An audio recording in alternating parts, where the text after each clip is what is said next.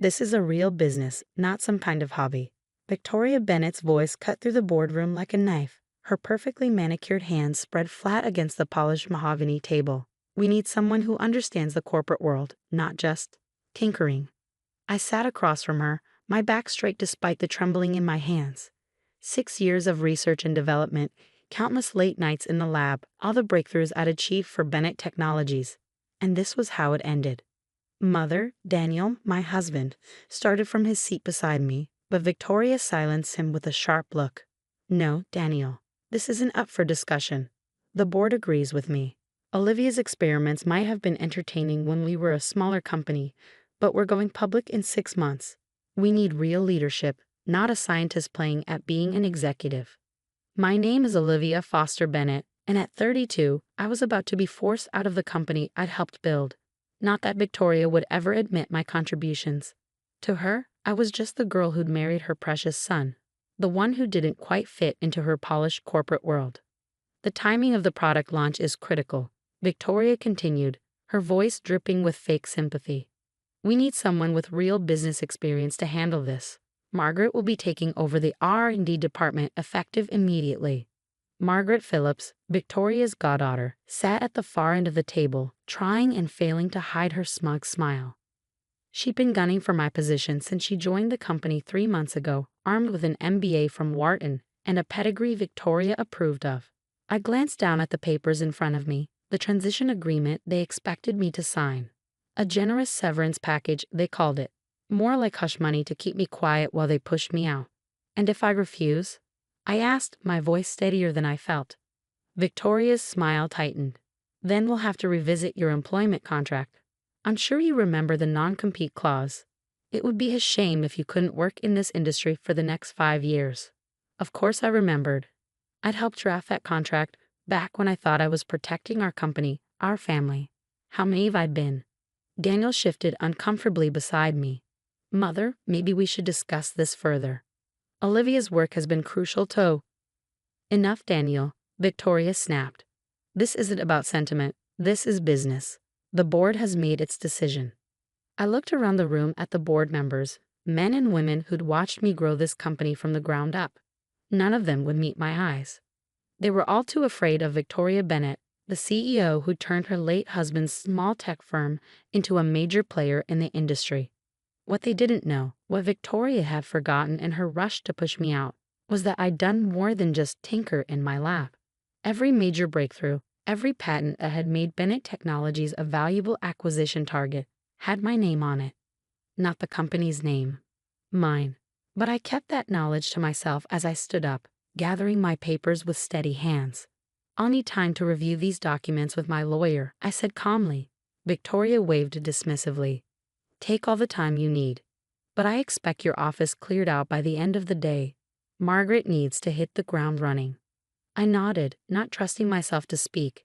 As I walked toward the door, I heard Margaret's voice, sickly sweet. Don't worry, Olivia. I'll take good care of your projects. I didn't respond. Let them think they'd won. Let them believe I was just another corporate casualty pushed aside for someone with better connections and the right background. They had no idea what was coming. The elevator ride down to my office felt surreal. 6 years of memories flashed through my mind. The late nights working on prototypes, the breakthrough moments, the celebrations when we landed major contracts. I'd met Daniel here, both of us fresh out of graduate school, idealistic and ready to change the world. He'd been different then, before his mother's influence had slowly chipped away at his backbone. The Daniel I fell in love with would have stood up for me, would have recognized the injustice of what was happening. But that Daniel had disappeared somewhere between our wedding day and his promotion to CFO. When I reached my office, my soon-to-be former office, I found boxes already stacked by the door. They hadn't even waited for me to agree to their terms. Typical Victoria, always assuming she'd get her way. I sat down at my desk one last time, running my fingers along the smooth surface. This wasn't how I'd imagined my last day would be. I'd always thought when I left, it would be on my terms, maybe to start my own company or take on a new challenge. Instead, I was being pushed out by a woman who'd never accepted me, never seen me as anything more than an inconvenience, the scientist who'd somehow trapped her son into marriage. My computer pinged with a new email From Victoria, of course. HR will assist with your exit process. Please ensure all company materials remain on premises. We'll mail any personal items after they've been cleared by security. Regards, Victoria Bennett, CEO, Bennett Technologies. I couldn't help but laugh. She really thought she had everything under control. She'd probably already drafted the press release announcing Margaret's promotion, spinning some story about exciting new leadership and fresh perspectives. Opening my drawer, I pulled out a small USB drive, one that Victoria didn't know existed. On it was everything I'd need: copies of my patent applications, email trails proving my ownership of key technologies, and documentation of every breakthrough I'd achieved while carefully maintaining my individual rights. Victoria had been so focused on pushing me out that she'd forgotten one crucial detail. I'd never signed over my patents to Bennett Technologies. They had a license to use my technology, yes, but the underlying intellectual property? That belonged to me. I slipped the drive into my pocket just as there was a knock at my door. Daniel stood there, looking uncomfortable in his perfectly tailored suit. "Liv," he said softly, using the nickname he hadn't used in months. "I'm sorry. I tried to talk to her, but you know how she gets." I stared at him, really looking at my husband for the first time in a long while. When had he become this? This weak, spineless version of the man I'd married? "Did you know?" I asked quietly. "Did you know she was planning this?" He couldn't meet my eyes. She mentioned some concerns about the IPO, about how investors might perceive. Perceive what, Daniel? That your wife actually knows what she's doing? That I'm more than just some hobby scientist playing at business? "That's not fair," he protested weakly. "Mother's just trying to do what's best for the company." I shook my head, disappointment heavy in my chest. "No, she's doing what's best for her image, and you're letting her, just like you always do." He took a step forward, reaching for my hand, but I pulled away. "Don't," I said. "Just don't." The hurt in his eyes might have moved me once, but not today. Not after this. "I'll have my things out of the house by tonight," I told him, turning back to my desk. "I think it's best if I stay at a hotel for now." "Liv, you don't have to." "Yes, I do." I started gathering my personal items. The few things that weren't company property: my framed diplomas, a photo of my parents, the small robot figurine I'd built in college that had started me on this path. "We can work this out," Daniel said, hovering in the doorway. "Once the IPO is done, maybe." I cut him off with a sharp laugh. "The IPO. Right? Good luck with that." He frowned, catching something in my tone. "What do you mean?" But I just shook my head, picking up my bag and a small box of belongings. "Goodbye, Daniel. Tell your mother I'll have my lawyer review those documents." As I walked past him, he caught my arm. "Olivia, wait. What are you planning?" I gently removed his hand, meeting his eyes one last time. "You know what your mother always says. It's just business, nothing personal." I left him standing there, confusion written across his face. Let him wonder. Let them all wonder. Because while Victoria Bennett might have won this battle, thinking she'd outmaneuvered her inconvenient daughter-in-law, she had no idea what was coming. In 6 months, when Bennett Technologies tried to launch their new product line, my product line, they'd learn exactly who they'd underestimated. But for now, I had work to do. Real work, not the corporate games Victoria was so fond of playing. I had patents to review, lawyers to meet, and plans to make. After all, Victoria had taught me one valuable lesson. In business, timing is everything. And my time was just beginning. As I drove away from Bennett Technologies for the last time, my phone buzzed with texts from Daniel. "Please come home. We can talk about this. Mother didn't mean to be so harsh. Don't do anything rash." I ignored them all, focusing on the road ahead. The signs for downtown Atlanta blurred past as I made my way to the one person who would understand exactly what I needed to do next. 20 minutes later, I pulled into the parking lot of Carter and Associates, one of the city's top intellectual property law firms. Marcus Carter had been my advisor's attorney back in graduate school, and he'd helped me set up my patent portfolio when I first joined Bennett Technologies. He was waiting for me in the lobby, his dark eyes sharp behind his glasses. "I saw the writing on the wall months ago," he said as he led me to his office. "Been waiting for your call." I settled into one of his leather chairs, finally letting some of my tension show. Victoria finally made her move. Marcus nodded, pulling out a thick file. And you're sure you want to do this? Once we start, there's no going back. Victoria Bennett isn't known for taking challenges lightly. Neither am I said firmly. Show me what we need to do. For the next 30 hours, we went over everything: my patents, the licensing agreements, the careful paper trail I maintained. Marcus had helped me structure everything perfectly from the beginning, ensuring that while Bennett Technologies had the right to use my technology, they didn't own it. The timing works in our favor, Marcus said, making notes. They can't launch the new product line without your patents, and any attempt to work around them would set them back years. The IPO would be dead in the water. I leaned back, a plan forming in my mind. So we wait. We wait, he agreed. Let them announce the launch. Let them start the IPO process. Then we show them exactly who they're dealing with. As I left Marcus's office, I felt lighter than I had in months. Victoria thought she'd backed me into a corner, but she'd actually given me exactly what I needed: freedom to make my next move without her constant surveillance. My phone buzzed again. Another text from Daniel. Mother wants to know if you've reviewed the documents yet. Please don't make this difficult. I smiled, thinking of the documents sitting untouched in my bag. Victoria's carefully crafted severance agreement designed to keep me quiet and compliant. Tell her I'll have an answer soon, I typed back. Oh, I'd have an answer for Victoria Bennett, just not the one she was expecting. The next few weeks passed in a blur of activity. I moved into a small but modern apartment in Midtown, throwing myself into preparation.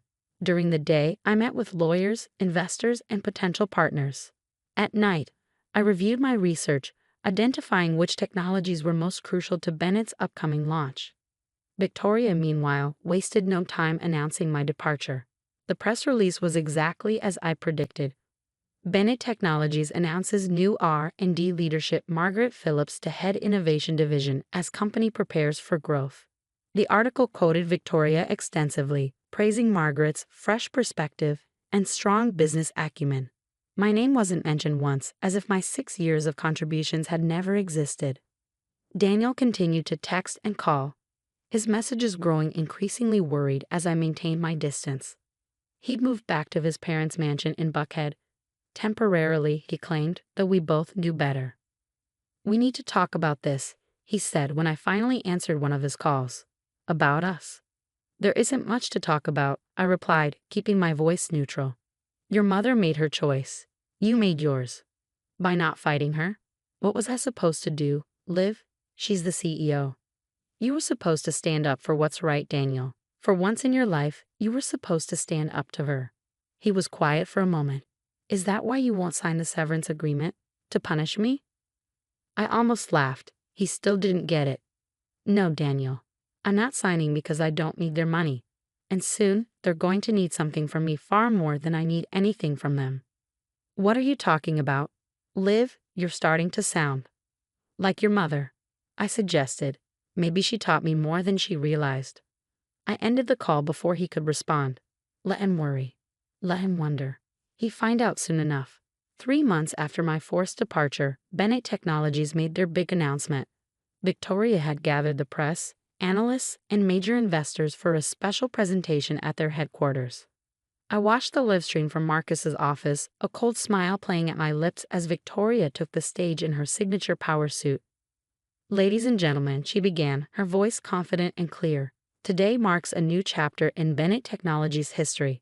Under the brilliant leadership of our R&D director, Margaret Phillips, we are preparing to launch a revolutionary new product line that will change the face of medical technology forever. The presentation that followed was slick and professional, full of promises about breakthrough innovation and unprecedented market potential. Margaret stood beside Victoria, basking in the praise as they unveiled prototypes of devices that I had designed, technologies that I had created. When they opened the floor for questions, a familiar face stood up. Sarah Chen from the Wall Street Journal, known for her sharp analysis of tech companies. Ms. Bennett, Sarah said, her voice carrying clearly through the stream. These technologies seem remarkably similar to patents held by Olivia Foster. Can you comment on the licensing arrangements? The briefest flicker of uncertainty crossed Victoria's face before her media training kicked in. All intellectual property used in our products is properly licensed and documented, she said smoothly. Bennett Technologies has full rights to everything we're presenting today. I turned to Marcus, who was already reaching for his phone. Shall we? He nodded, a predatory smile spreading across his face. Time to show them what a real business looks like. I pulled out my own phone and opened the email I prepared weeks ago. One click, and Victoria Bennett's carefully constructed plans would start to crumble. Send it, I said. The email went out to every major tech publication, every analyst following Bennett Technologies, and every investor invited to today's presentation. PKNT Hivoldier challenges Bennett Technologies' right to name the product line. Olivia Foster announces review of all technology licenses. The reaction was immediate. On a live stream, I watched as phones started buzzing throughout the audience. Victoria was still talking, but people had stopped paying attention, their faces buried in their screens.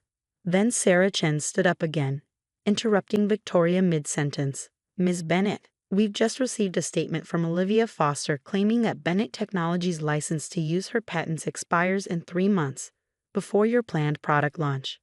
Would you care to comment? The look on Victoria's face was worth every moment of humiliation I'd endured. For once, the great Victoria Bennett was speechless, and this was just the beginning. The chaos that followed my announcement was everything I'd anticipated and more. Victoria tried to maintain control of the situation, but the damage was done. Investors were already leaving the presentation, phones pressed to their ears as they called their brokers. Margaret stood frozen on stage, her carefully rehearsed speech forgotten. I closed my laptop, turning to Marcus with a satisfied smile. How long before she calls? He checked his watch. Given her temper, 3, 2, 1. My phone lit up with Victoria's number right on cue. You should take it, Marcus advised, already reaching for his notepad. Remember, every word matters now. I answered on the third ring, keeping my voice professional and calm. Hello, Victoria. What do you think you're doing? She hissed, her composure finally cracking. Do you have any idea what you've just done? Actually, I do, I replied. I'm protecting my intellectual property rights. Isn't that what you taught me about business? Always protect your assets? Your assets. She practically spat the words. Everything you developed was for Bennett Technologies. You can't just. Can't what, Victoria? Can't stand up for myself. Can't run a real business. I let my words sink in before continuing. Check your contracts. Every patent, every innovation you just promised your investors, they're all licensed to Bennett Technologies under my name. And those licenses expire in exactly 3 months. There was a long pause. I could almost see her face, that perfectly controlled mask slipping as she realized the magnitude of her mistake. What do you want? She finally asked, her voice tight. I want what I've earned, but we can discuss the details with our respective legal teams. I'm sure you'll want to review everything thoroughly this time. This isn't over, she warned. No, I agreed. It's just beginning. I ended the call and looked at Marcus, who was grinning broadly. Well done, he said. Very well done. But we both knew this was just the opening move. Victoria Bennett hadn't built her empire by backing down from a fight, and she wasn't about to start now. Sure enough, within hours, Bennett Technologies' legal team began flooding Marcus's office with demands and threats. They claimed my patents were developed under work-for-hire agreements. They threatened to sue for breach of contract. They even tried to argue that my marriage to Daniel gave the company rights to my intellectual property. But Marcus and I had prepared for everything. Every contract, every patent application, every piece of documentation had been carefully structured from the beginning. I might have been naive about office politics, but I'd never been naive about protecting my work. Daniel showed up at my apartment that evening, looking more disheveled than I'd ever seen him. His tie was loose, his hair a mess from running his hands through it. Can I come in? He asked when I opened the door. Please, Liv. We need to talk. I considered turning him away, but something in his expression made me step aside. He walked in, taking in my new space, the modern furniture, the small but well-equipped home office, the wall of technical books and journals. You've been busy, he said quietly. Someone once told me that success requires dedication. I replied, thinking of all the times Victoria had lectured me about real business. He sank onto my couch, looking defeated. Mother's furious. The board is in panic mode. Our stock dropped 15% after your announcement. 23%. I corrected him. I've been watching the markets. He looked up at me, really seeing me perhaps for the first time in years. You planned this all along, didn't you? Even before they pushed you out? No, I said honestly. I planned it the moment your mother made it clear that my contributions meant nothing to her. The moment she tried to steal my life's work and hand it to Margaret like it was hers to give. She didn't understand. She understood perfectly. I cut him off. She just didn't care. She never has. To her, I was just the scientist who wasn't good enough for her son, who didn't fit into her perfect corporate image. That's not true, he protested weakly. Really? I moved to my desk and pulled out a file. These are copies of emails between your mother and Margaret going back 6 months. Planning my removal. Discussing how to handle the transition of my projects. Want to know what your mother wrote about me? He shook his head, but I continued anyway. She called me a necessary inconvenience that needed to be managed out before the IPO. Said it was time for you to think about your future and consider more suitable partnerships. Daniel's face paled. Where did you get those? I'm a tech expert, remember? The one your mother thought was just playing at business. I sat down across from him. The question is, did you know about this plan? He couldn't meet my eyes. I knew she wasn't happy about us. About how it would look to investors, having a researcher in such a key position. But I never thought she'd actually do it, or never thought I'd fight back. The silence that followed was heavy with unspoken truths. Finally, Daniel looked up, his eyes tired and sad. What do you want, Liv? Name your price. Whatever it takes to fix this. I laughed, but there was no humor in it. Fix this? You still don't get it, do you? This isn't about money, Daniel. This is about respect. About recognition for what I've built. What price would you put on that? Mother will never agree to give you back your position, he said. You know how she is. I don't want my position back, I said, standing up. I don't want anything from Bennett Technologies. What I want is for Victoria to understand exactly what she lost when she decided to throw me away. Just then, my phone buzzed with a text from Marcus. Thompson Medical just reached out. They want to meet. I smiled, remembering Victoria's dismissal of my tinkering. Thompson Medical was Bennett Technologies' biggest competitor, and they'd been trying to break into the same market sector for years. You should go, I told Daniel, moving toward the door. I have a meeting to prepare for. He stood slowly, looking lost in his perfectly tailored suit. Liv, please, don't do this. Don't destroy everything we've built. I'm not destroying anything, I said softly. I'm building something new, something of my own. After he left, I sat down at my desk and pulled up the presentation I'd been working on. Thompson Medical wasn't the only company interested in my technology.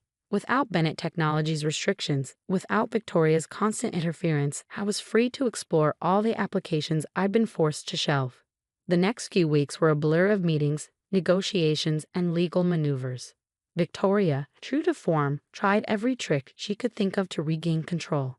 She had her PR team spin stories about corporate espionage and betrayal.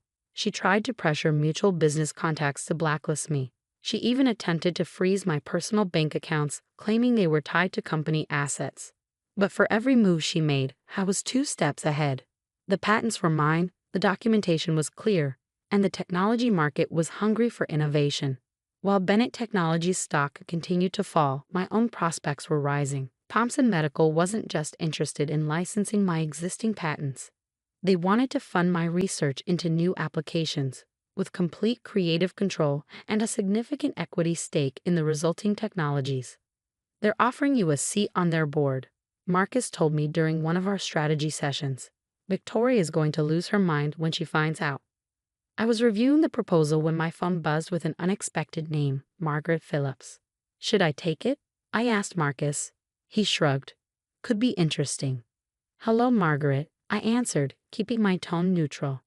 Olivia. She sounded nervous, nothing like the smug woman who'd taken my office. I need to talk to you. In person. It's important. I considered refusing, but curiosity won out. Tomorrow, 10 a.m. There's a cafe called the Edison on Peachtree. Don't be late. Margaret was already waiting when I arrived the next morning, fidgeting with her coffee cup. Her designer suit looked slightly rumpled, her usual perfect appearance showing signs of strain. Thank you for meeting me, she said as I sat down. I know you probably hate me. I don't hate you, Margaret, I interrupted. I nothing you. You're just another player in Victoria's game. She flinched but pressed on. That's actually why I wanted to talk to you. About Victoria. About what's really been happening at Bennett Technologies. For the next hour, Margaret laid out a story that confirmed my worst suspicions and revealed new ones. Victoria hadn't just wanted to push me out. She'd been systematically undermining my work for years, taking credit for my innovations while ensuring I remained in a subordinate position. She has files, Margaret said, her voice low. Documentation she's been building, trying to prove the patents should belong to the company. She's planning to sue to tie you up in court until you're forced to settle. I smiled, thinking of my own carefully maintained records. Let her try. You don't understand, Margaret insisted. She's desperate. The IPO is falling apart, investors are pulling out, and Thompson Medical just announced their new partnership with you. She's talking about criminal charges, about fraud. Is that why you're here? I asked, studying her carefully. To warn me, or to save yourself? She had the grace to look ashamed. Both, she admitted. I thought I was getting my dream job. But it's all built on lies, and when it falls apart. I sat back, considering. Margaret might be naive and ambitious, but she wasn't evil. She was just another pawn in Victoria's chess game. Send me copies of everything, I said finally. All the files, all the documentation. Do that, and I'll make sure you land on your feet when this is over. Her relief was palpable. Thank you, she whispered. I'll send everything tonight. As I walked back to my car, I felt the final pieces of my plan falling into place. Victoria thought she could bury me in legal battles. Fine. Let her try. I had truth on my side, and now I had evidence of her attempted fraud. That evening, as I was reviewing Margaret's files, Daniel called again. Mother's calling an emergency board meeting tomorrow, he said without preamble. She's going to try to force through a lawsuit against you. I know, I replied calmly. You know. I know everything, Daniel, including what your mother's been planning for years. The question is, what are you going to do about it? He was quiet for a long moment. What do you mean? I mean, are you going to keep standing by while she destroys the company your father built? While she burns everything down rather than admit she was wrong? What choice do I have? There's always a choice, I said softly. You just have to be brave enough to make it. The next morning, I dressed carefully in my favorite power suit, not one of the ones Victoria had helped me choose, but one I bought myself after leaving Bennett Technologies. It was time for the final act. Marcus met me in the lobby of Bennett Technologies headquarters, both of us armed with files and evidence. We timed our arrival perfectly, just as the board members were gathering for Victoria's emergency meeting. Ready? He asked as we stepped into the elevator. Ready, I confirmed. The boardroom fell silent as we walked in, Victoria freezing mid-sentence at the head of the table. Daniel sat to her right, Margaret to her left, both looking pale but determined. What is the meaning of this? Victoria demanded. This is a private board meeting. Actually, I said, setting my files on the table, this is exactly where we need to be. We have evidence of systematic fraud, attempted patent theft, and corporate espionage.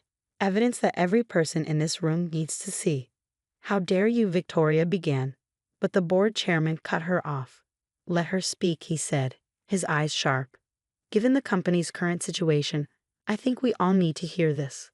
For the next hour, I laid out everything, the documentation of my patents, the evidence of Victoria's attempts to steal them, the proof of her long-term plan to push me out while taking credit for my work. Margaret's files provided the final devastating pieces of evidence. When I finished, the silence in the room was deafening. Victoria stood, her face flushed with rage. This is ridiculous. She's trying to destroy this company out of spite. No, Mother, Daniel's voice cut through her protest. She's trying to save it. From you. All eyes turned to him as he stood, straightening his shoulders. I moved for an immediate vote of no confidence in the current CEO. Victoria's face went white. Daniel, what are you doing? What I should have done years ago, he said, standing up for what's right. The vote was unanimous. Within an hour, Victoria Bennett was no longer CEO of Bennett Technologies. Within 2 hours, the board had approved my proposal, a partnership with Thompson Medical that would save both companies while protecting my patents. As the board members filed out, already talking about transition plans and damage control, Daniel approached me. "I know it's too late," he said quietly. "Too late for us, I mean, but thank you for showing me what real strength looks like." I nodded, feeling a weight lift from my shoulders. "Take care of the company, Daniel. Make your father proud."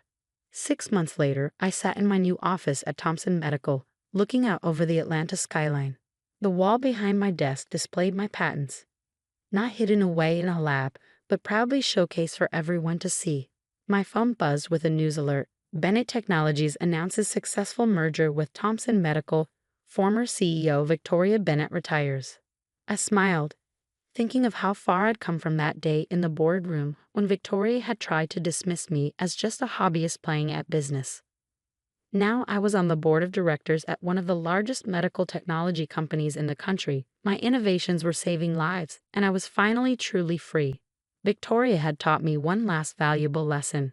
Success isn't just about having the right patents or the right technology. It's about knowing your worth and being brave enough to fight for it. As I turned back to my work, I noticed a small package on my desk. Inside was a familiar object, the robot figurine from my college days that had started me on this path. With it was a note in Daniel's handwriting. "Thought this belonged with its creator. Thank you for teaching me what real business looks like. D." I placed the figurine on my desk, a reminder of where I'd started and how far I'd come. Victoria had tried to write me off as just another hobbyist, but she'd forgotten the most important rule of business. Never underestimate a woman with nothing left to lose and everything to prove.